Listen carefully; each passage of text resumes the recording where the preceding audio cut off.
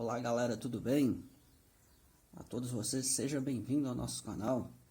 Vocês que já são inscritos, muito obrigado. E você que ainda não é inscrito, esteja se inscrevendo para nos fortalecer aí e deixe seu like.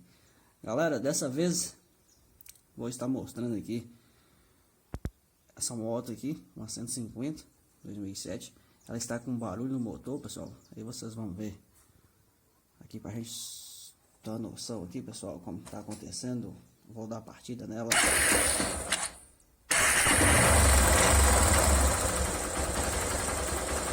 Pessoal, na lenta, em marcha lenta, a gente notar, você não vê barulho. Aí quando começa a acelerar, você dá um torque maior, você vai ver o barulho, olha.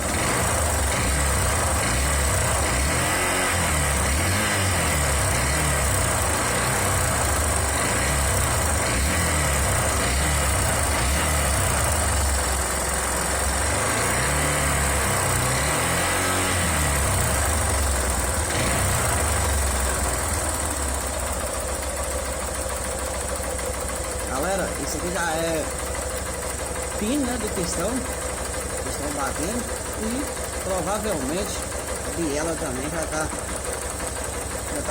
bem danificada, pessoal, entendeu?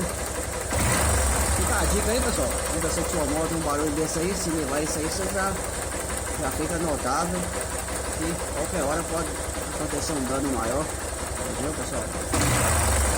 Observe aí pra vocês ver o barulho.